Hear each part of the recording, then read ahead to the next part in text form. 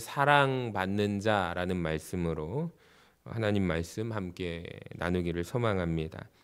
사랑받는 자 누굴까요? 다윗에 대해서 우리가 살펴보기를 원하는데, 사랑받는 자 다윗입니다. 자, 오늘 본문에 보시면 반복해서 나오는 표현이 무엇이냐면 다윗 그는 사랑받는 존재다라는 것이죠.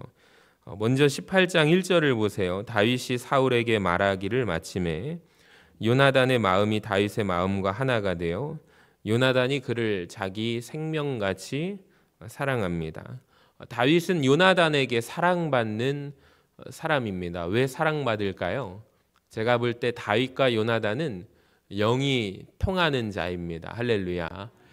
저와 여러분도 오늘 말씀을 준비하면서 담임 목사와 우리 성도님들이 영이 참 통했으면 좋겠다라는 말씀이 소망이 있었습니다. 여러분, 이 설교 시간이 바로 그 자리인 줄로 믿습니다.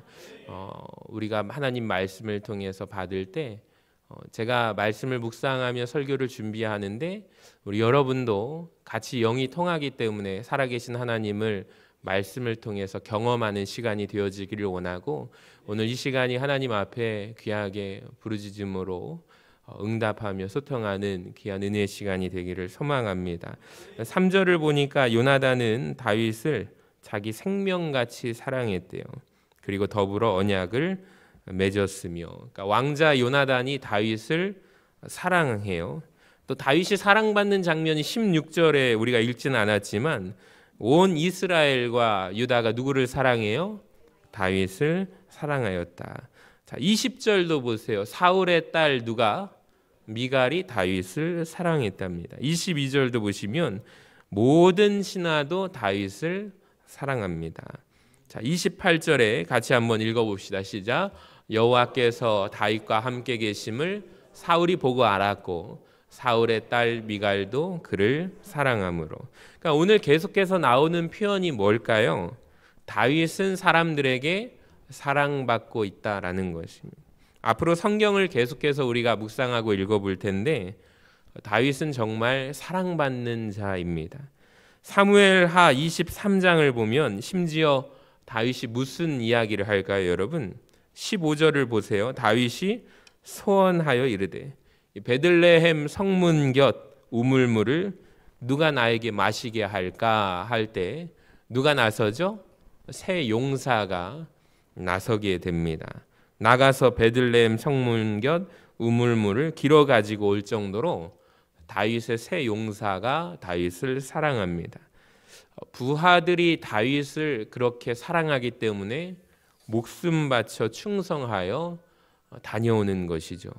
자, 또한 다윗을 누가 사랑하는가? 이방인 왕도 사랑한다라고 성경에 나옵니다. 열왕기상 5장 1절에 보시면 솔로몬이 왕이 되어 기름 부음을 받고 그의 아버지를 이어서 왕이 되었다는 소식을 저 먼 나라 두로왕 히람이라는 왕이 듣게 됩니다. 그래서 그의 신하들을 솔로몬에게 보냈으니 이는 히람이 이방 왕인데 누구를 사랑해요? 다윗을 사랑했기 때문에 솔로몬의 성전 건축에서 이 두로왕 히람이 열심히 돕는 거죠. 솔로몬을 사랑해서가 아니라 그의 아버지 다윗을 너무 사랑했기 때문에 그 아들 솔로몬이 왕이 되어서 왕궁과 또 성전 건축을 할 때 열심히 돕던 이방인 왕이 히람 왕입니다. 그러니까 오늘날로 말해 볼까요? 두로왕 히람은 비기독교인입니다. 신앙이 없는 사람이죠. 자, 그런데 그런 사람도 다윗을 사랑했다라고 나옵니다. 그러니까 다윗이라는 이름의 뜻이 있어요. 무슨 뜻이냐면 원래 사랑스러운 자라고 합니다. 우리 한번 따라해 볼까요? 사랑스러운 자.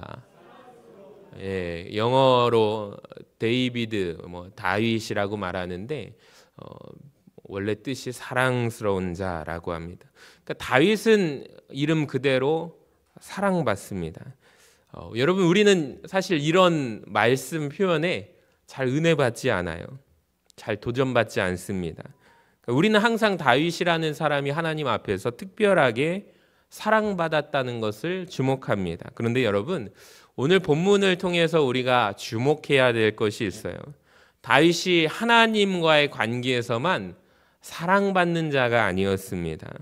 사람들에게도 마찬가지로 엄청나게 사랑받는 자였다는 것을 기억하시기를 바랍니다. 특별히 이번 4월을 시작하면서 하나님 사랑, 이웃 사랑에 대해서 예수님께서 우리에게 말씀하신 이웃이 누군가, 눈에 보이고 그 사람의 아픔이 보이고 그 사람의 슬픔이 들리고, 그럴 때 그 모든 사람들이 전 세계 어디에 있든지 이웃이다라고 예수님께서 이웃의 반경에 대해서 우리에게 정의를 내려주셨어요.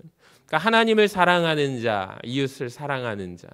오늘 다윗은 그 말씀을 실천한 아주 모델입니다. 그러니까 우리도 마찬가지예요. 하나님과의 관계만, 우리가 하나님께만 사랑받는 자, 그 이상을 넘어서서 이웃에게도, 사람들에게도 사랑받는 자 되시기를 간절히 소망합니다.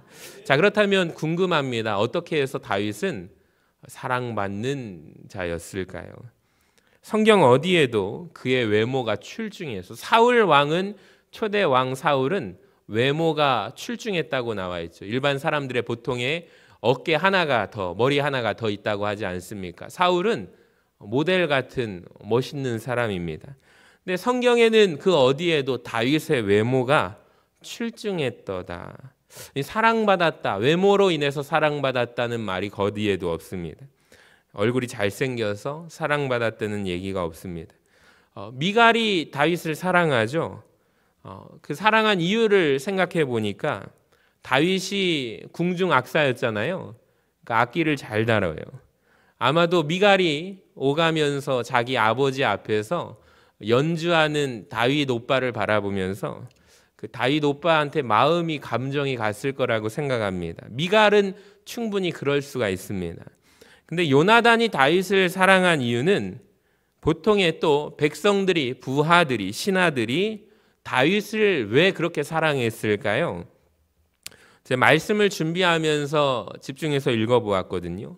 다윗을 왜 사랑할 수밖에 없었는가? 이 다윗에게 변화가 일어나요. 신상에 변화가 일어났는데 18장 2절을 한번 보세요. 같이 한번 읽어봅시다. 시작. 그날에 사울은 다윗을 머무르게 하고 그의 아버지 집으로 다시 돌아가기를 허락하지 아니하여. 저는 이 부분이 핵심 키워드라고 생각을 합니다. 열쇠가 여기에 있어요. 뭐냐면 그날이 언제죠? 다윗이 블레셋의 골리앗, 거대한 거인 장군을 쓰러뜨리고 난 그날에 사울 왕이 다윗을 집으로 보내요, 안 보내요? 안 보내요. 다윗이 궁중 악사로서 사울 왕을 만납니다. 성공하려면 다윗은 궁중에서, 왕궁에서 살아야 그는 성공의 인생 가도를 달릴 수가 있다고 말씀드렸잖아요. 근데 그는 그렇게 하지 않습니다. 왜 그래요? 아버지 집에 무엇을 돌보기 위해서? 몇 안 되는 양떼를 돌보기 위해서 그는 투잡 인생, 그러니까 직업이 2개인 삶을 살았습니다. 근데 사울 왕이 이제는 허락하지 않는 거예요. 여러분, 이제는 집에 가지 못하게 합니다. 집으로 돌아가서 아버지의 몇 안 되는 양떼를 돌볼 수가 없습니다. 왜냐하면 사울 왕이 다윗에게 집으로 돌아가기를 허락하지 않았기 때문입니다. 자, 그렇다면 사울이 다윗을 그 다음에 어떻게 하는지, 어디로 보내는지 우리가 주목해서 살펴볼 필요가 있습니다. 여러분, 5절을 한번 보세요. 다윗은 사울이 보내는 곳마다 가서 어떻게 행한대요? 지혜롭게 행하네. 사울이 그를 군대의 장으로 삼았더니 온 백성이 합당히 여겼고 사울의 신하들도 합당히 여겼더라. 여러분, 저는 오늘 본문 말씀이 굉장히 중요하다고 생각을 합니다. 당시에 다윗이라는 이 소년이 골리앗 장수를 하나 무찔렀다고, 쳐 죽였다고 갑자기 하루아침에 이스라엘의 벼락스타가 된 것은 아니에요. 다윗이 골리앗 군대 장관 하나 죽였다고 갑자기 이스라엘의 군대 장관의 자리에 오른 것이 아니라는 것입니다. 그렇다면 일어난 변화가 무엇이냐면 사울 왕이 다윗을 집으로 돌려보내지 않았고, 아마도 다윗을 어디로 보내냐면 말단 관리 역할을 맡겼던 것 같습니다. 그 자리를 보냈던 것 같아요. 그곳에 보냈는데 다윗이 굉장히 지혜롭게 일을 합니다. 회사에 가면 취직을 하면 요즘에 인턴 사원이라는 게 있어요. 인턴 사원들의 꿈이 뭐냐면 회사에 정직원이 되는 것이 꿈입니다. 얼마나 그걸 놓고 기도하는지 모릅니다. 그리고 관공서에도 마찬가지 같아요. 거기에도 가면은 이제 계약직이 있잖아요. 그러니까 계약직 직원의 꿈은 뭘까요?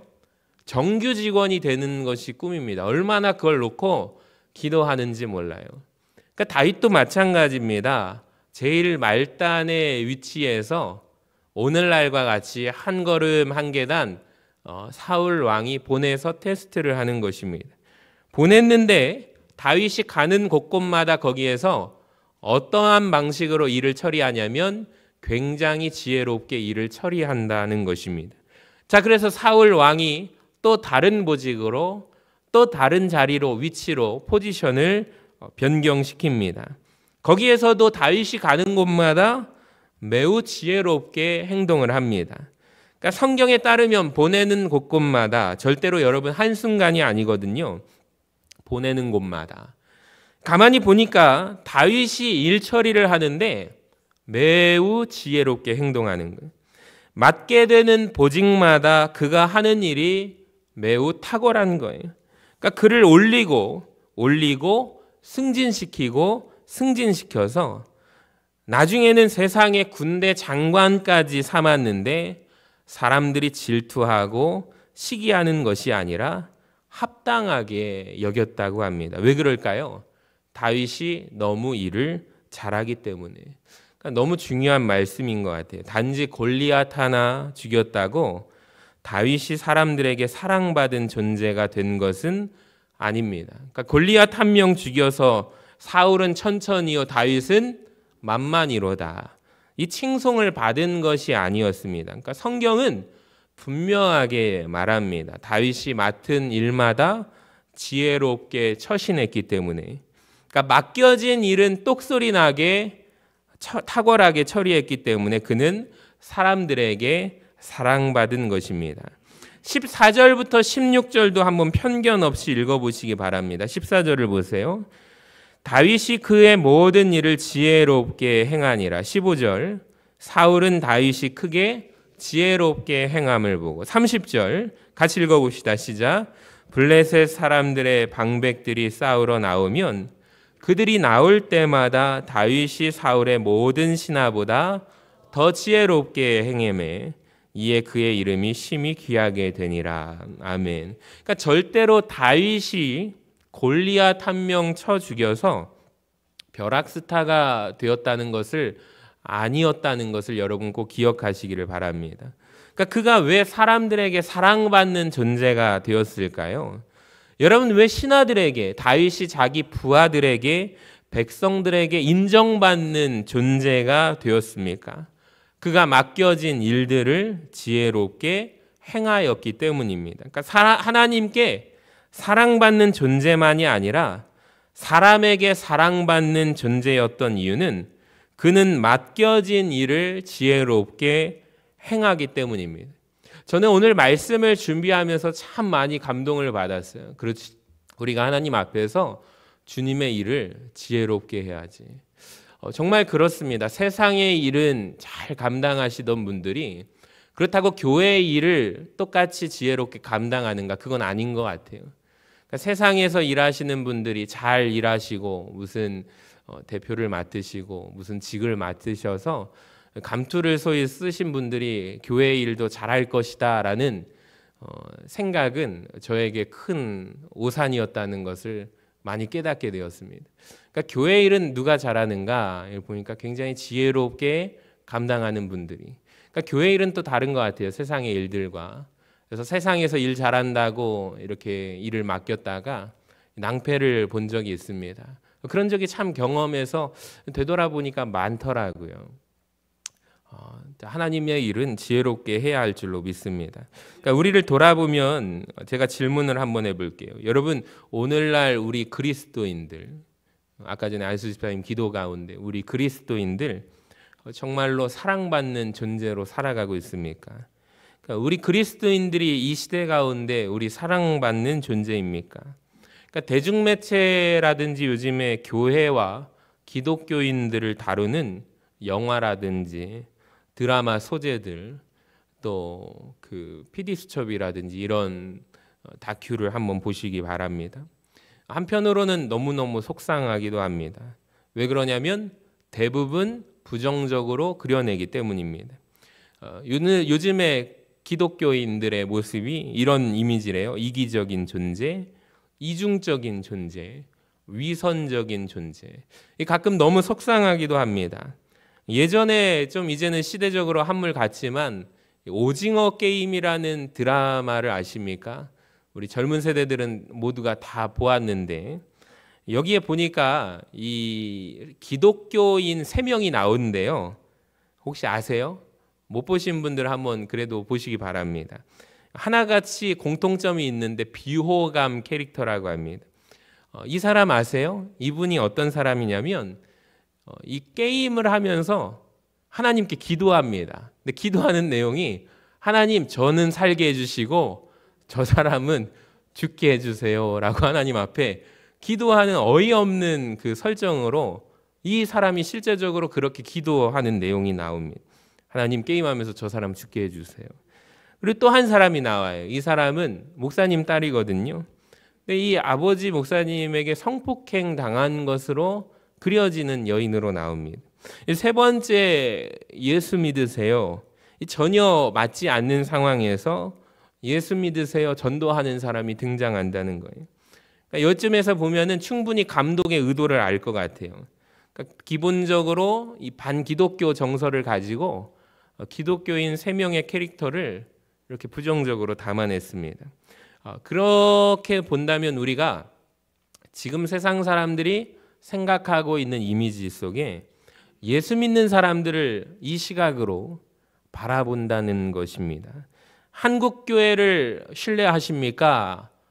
조사를 했습니다.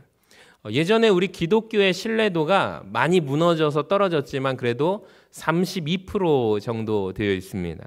근데 그 신뢰도가 한번 그림을 보여주시면 몇 프로까지 떨어졌냐면 18%까지 떨어졌습니다. 그러니까 천주교라든지 불교보다 훨씬 못한 이미지예요. 이 기독교 속에 이제 이단들까지 다 포함이 되어 있긴 하지만 일부라고 하기에 기독교 이미지가 전체적으로 싸잡아서 욕을 먹고 있는 시대 추세라는 것을 아십니까? 그러니까 굉장히 부정적으로 사람들이 인식하고 있다는 것입니다.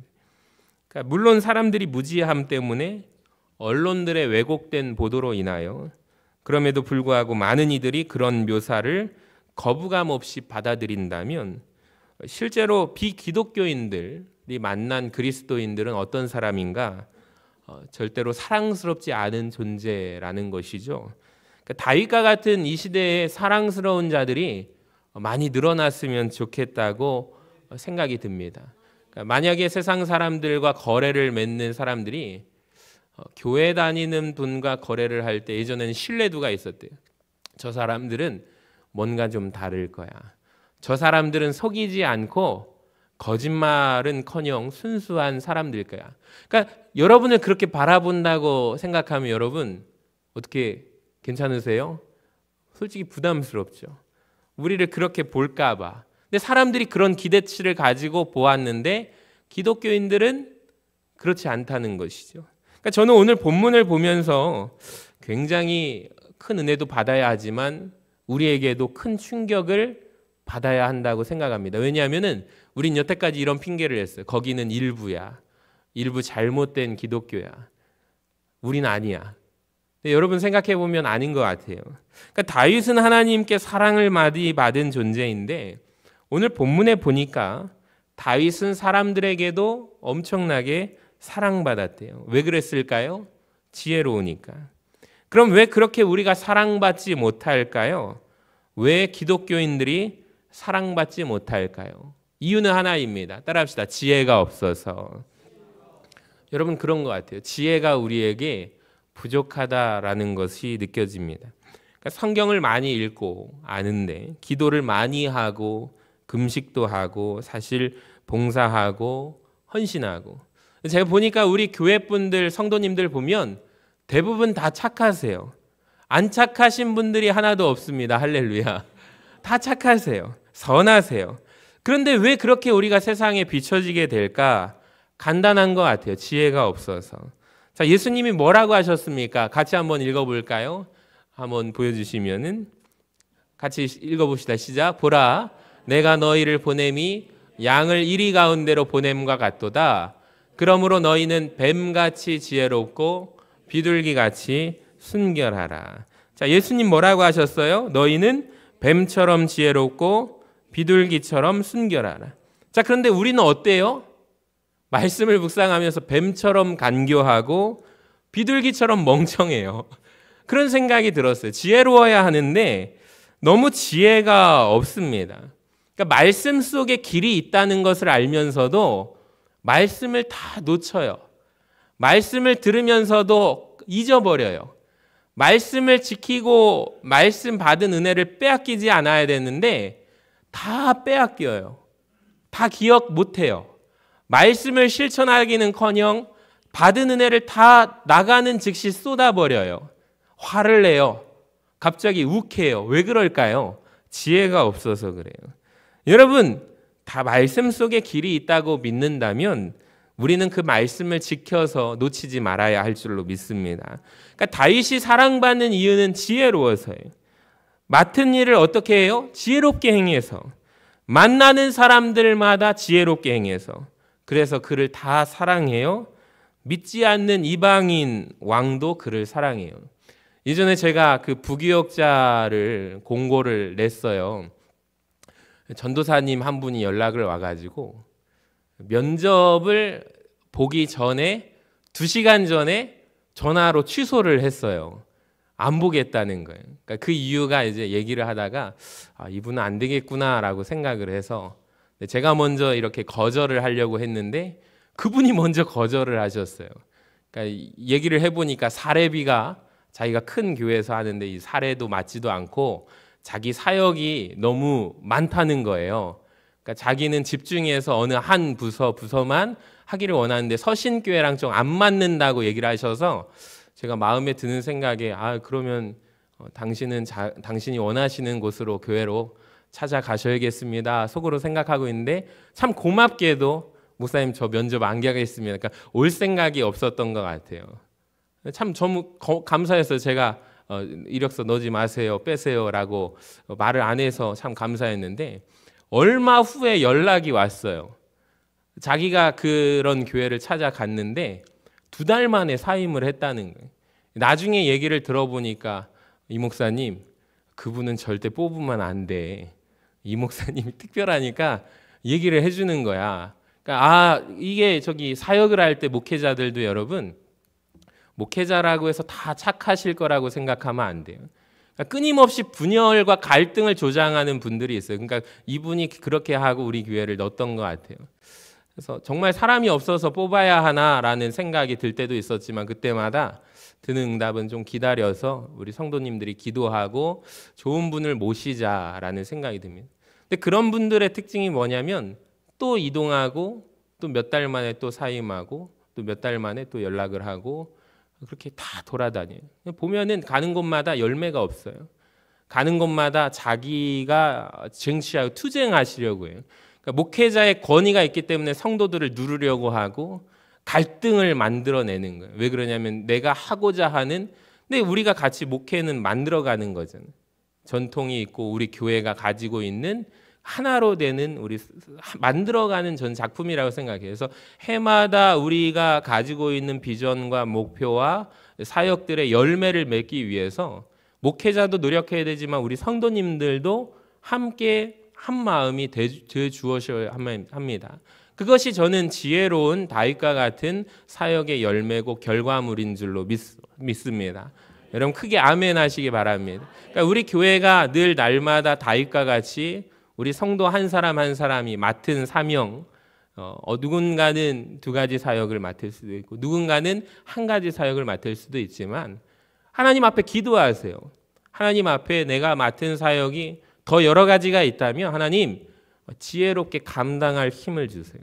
그러니까 이렇게 기도하셔야 됩니다. 하나님, 내가 사역을 하나님 많다고 해서 불평하는 것이 아니라 지혜롭게 이것을 능히 감당할 수 있도록 열매를 맺을 수 있도록 또 우리 교역자들과 함께 최선을 다하여 주님 올해 2025년에 살림의 꽃을 피울 수 있도록 우리 모든 부서가 함께 열매 맺기를 힘써야 합니다. 이것이 저는 지혜로운 그리스도인들의 삶이에요. 내가 바라는 것이 내가 원하는 방향이 안 될 수도 있어요.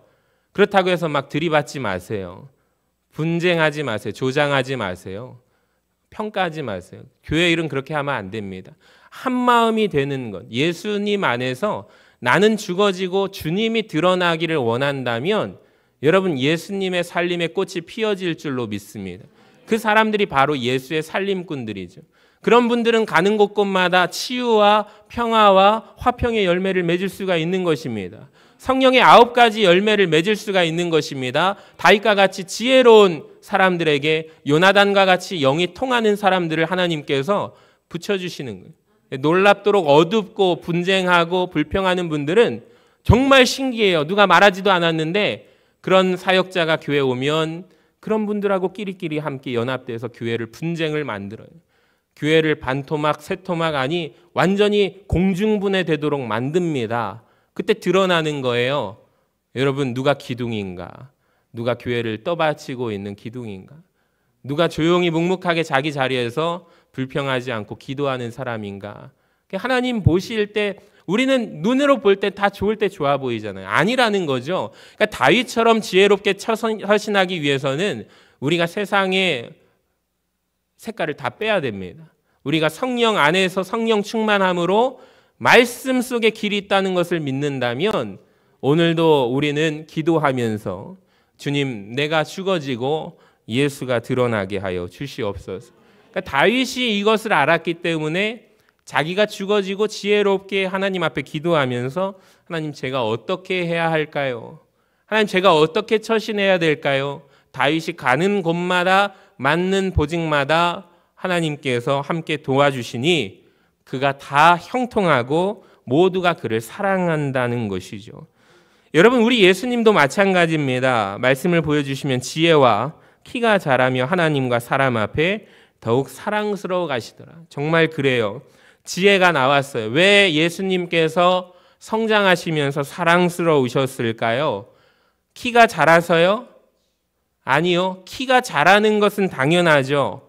근데 어떤 사람은 지혜는 안 자라고 키만 자라는 사람이 있어요. 이게 문제입니다. 키가 자라고 성장하는 기쁨만큼 우리 자녀들이 지혜가 자라나기를 위해서 한 마음으로 기도해 주시기를 바랍니다.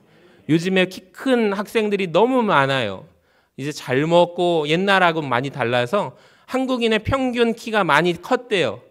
제가 말씀드렸잖아요. 저도 180을 못 넘겨봤는데 제 자녀들이 키가 크기를 바랍니다. 그런데 한 가지 더, 자녀들이 지혜가 함께 자라기를 원합니다. 하나님이 세상 속에서 키 큰 사람들이 많지만 정말 마음의 키, 하나님을 향한 지혜의 키가 자라지 않은 사람들이 얼마나 많습니까? 그 키가 자라고 마음의 키가 자라고 지혜가 자란 사람들이 주의 일을 감당하고 이 세상을 더불어 나아가서 지도자들이 될 줄로 믿습니다. 나라를 이끌어가는 사람들이 마음이 밴댕이 소갈딱지면 얼마나 그 나라 국민들은 불쌍합니까? 마음의 키도 함께 자라가고 지혜도 자라가기를 바랍니다. 이것이 바로 예수님과 다윗의 비밀이라는 거예요. 우리 예수님께서 하나님과 사람 앞에서 사랑받으셨어요.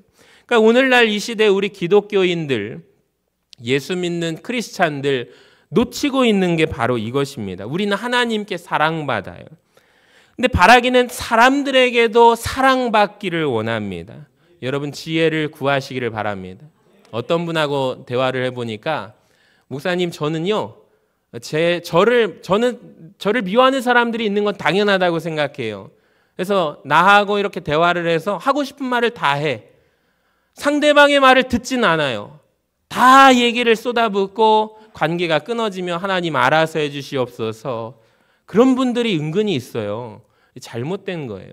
여러분, 하나님 앞에서 지혜를 구하시기를 바랍니다. 그러면 하나님이 어떻게 하신대요? 지혜를 주십니다. 야고보서 1장을 같이 읽어봐요. 시작. 너희 중에 누구든지 지혜가 부족하거든 모든 사람에게 후히 주시고 꾸짖지 아니하시는 하나님께 구하라. 그리하면 주시리라. 아멘. 하나님과 동행하는 다윗에게 하나님의 지혜가 나타나죠. 14절을 보세요. 다윗이 그의 모든 일을 지혜롭게 행하니라. 그리고 덧붙여지는 이야기가 여호와께서 그와 함께 계시니라. 아멘. 여러분, 성령 충만을 구하시기를 바랍니다. 에베소서에 따르면 성령은 어떤 영인가? 지혜와 계시의 영이다. 이사야서 말씀에 따르면 성령은 지혜와 총명의 영입니다. 모략과 재능의 영입니다. 지식과 여호와를 경외하는 영입니다. 그러니까 우리가 이걸 놓치면 안 되는 거예요. 성령 충만함으로 지혜롭게 되시기를 소망합니다. 성령 충만한 증거가 뭐예요? 지혜로움이라는 거예요. 제가 언젠가 얘기한 것 같아요. 성령 충만한 사람은 매력적인 사람이. 성령의 9가지 열매가 우리가 애쓰고 힘써서 맺어야 한다고 말씀을 드렸잖아요. 그러니까 가만히 있어서 맺어지는 열매가 아니라고 말씀을 드렸습니다. 성령의 9가지 열매가 내 몸에 맺어지고 나타나는 거예요. 사랑스럽고 희락과 화평, 오래 참는 것, 자비롭고 착하고 충성스럽고 온유하고 절제하는 것.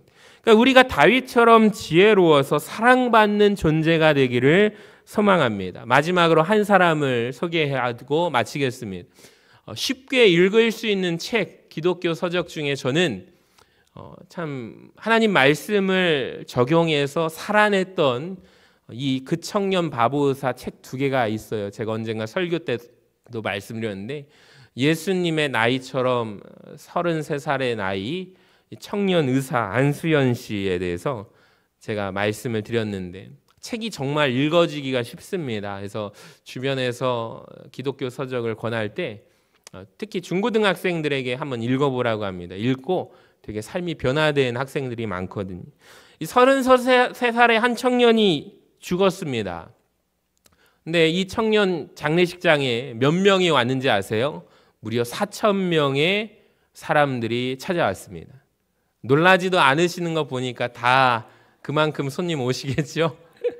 환자들의 가족들, 병원 청소하시는 분, 식당 아주머니, 그리고 수술방에 들어갈 때 이제 침대를 밀어서 가는 분들, 모든 사람들이 다 왔대요. 간병인들까지. 왜 그럴까요? 사람들의 증언이 여기저기에서 쏟아지는데, 암투병 중인 남편을 간호하느라 몸도 마음도 지쳤는데, 이 안수연이라는 젊은 청년 의사가 다가와서 조용히 성경책하고 이 찬송가, 찬양 테이프를 주고 갔대요.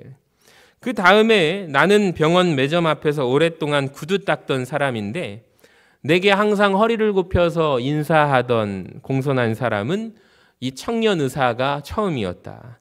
그러니까 그 사람을 통해서 예수 믿는다는 얘기를 또 듣고 나서 다시 한번 그 사람을 바라보게 되었다. 다시 보게 되었다라는 증언들이 나왔다는 거예요.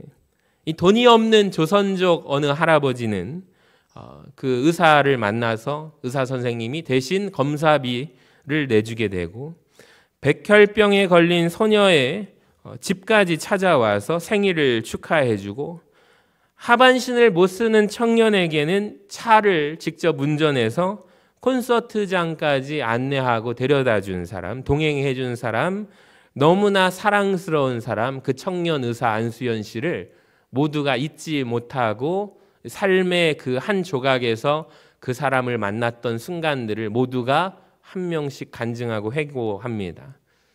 세상 기준으로 볼 때 참 의사로서 바보 같은 삶을 사는 사람, 차라리 쉬지, 휴식을 취할 그 시간에 환자들의 병실들을 모든 병원 구석구석을 찾아다녔던 그 발걸음 바보 의사 청년 안수연 씨 이야기입니다. 지금 우리가 이 세상을 보면 기독교가 욕을 많이 먹고 있는데 전도의 문이 많이 막혔다는 것을 느낍니다. 이제는 선교 현장이 해외 선교가 중요한 게 아니라 이제 큰일 났다. 모든 학교, 초등학교, 중학교, 고등학교, 대학교는 말할 것도 없고 전도의 문이 막혀버렸다. 우리 한국 기독교가 민심을 잃어버린 이 시대를 우리가 살아가고 있습니다. 그러니까 지금 이 시대에 필요한 것은 뭘까요? 교회마다 다윗과 같은 존재들이 세워져야 할 줄로 믿습니다. 그러니까 하나님 앞에서 사랑스러운 존재, 그리고 자기가 맡은 일을 지혜롭게 처신함으로 말미암아 사람들에게 다윗처럼 사랑받는 존재가 되어야 할 줄로 믿습니다. 그래서 오늘 이 말씀을 통해서 내가 바로 그런 존재가 되기를, 그런 도전이 생기기를 주님의 이름으로 간절히 축원합니다. 특별히 우리 교회가 정말 고민을 많이 해야겠다는 생각이 들어요. 예전에는 이제 한 가구당 기본적으로 자녀들이 대여섯 명, 가만히 있어도 막 구름대처럼 몰려오고 그랬지만 지금은 제가 지난번에 말씀드렸잖아요. 한 명의 아이를 데리고 오려면 5명이 붙어가지고 그 아이를 케어를 해야 돼요. 요즘 부모님들이 유치원에 보내면 핸드폰으로 다 우리 아이가 어떻게 밥을 먹는가, 어떻게 친구들하고 활동을 하는가, 다 그거를 알아요. 부모들이 핸드폰으로 몇 번 딱딱딱 하면은 선생님들이 다 공지를 보여주고 알림이가 있습니다. 그런 세대 속에 우리 교회는 그 정도 수준까지는 못 가더라도 그래도 우리 교사들이라든지 또 교사들을 도와서 모두가 진짜 거미줄처럼 촘촘하게 연결이 되어서 한 영혼을 데리고 오려면 우리가 조직적으로 착착착착 다윗처럼 우리가 지혜로운 자들이 되어서 하나님께로 그 영혼들을 인도하고 우리가 이끌어주는 귀한 사명을 감당해야 하지 않을까라는 생각이 들어요. 그래도 참 감사한 것은 우리 서신교회가 우리가 과거에 우리 성도님들께서 함께 기도를 해주셔서 그런지 또 우리 새롭게 오는 친구들이 있어서 우리 중고등부에도 우리 남학생들이 지금 부흥되고 있는데 저는 더욱더 견고하게 우리 귀한 하나님 말씀으로 무장되어서 또 우리 주일학교에도 오랜만에 얼마 전에 그 리모델링 되기 전에 안 나오던 친구가 이제 와가지고 반갑게 제가 은별아 잘 지내냐고 우리 교회 바뀌니까 어떠냐고 그랬더니 뭐 교회가 많이 좋아졌네요 그렇게 얘기를 하더라고요. 그래서 앞으로 열심히 다녀이 그랬더니 예 하고 대답하더라고요. 그래서 정말 우리 교회가 함께 힘써서 이 아이들 한 명의 아이를 잘 길러내서 이 세상 가운데 소금과 빛의 또 하나님 자녀로 길러낸다면 얼마나 이 세상이 아름답게 변화될까를 우리가 생각한다면 복음 전파의 사명 우리가 애쓰고 힘써야 할 줄로 믿습니다.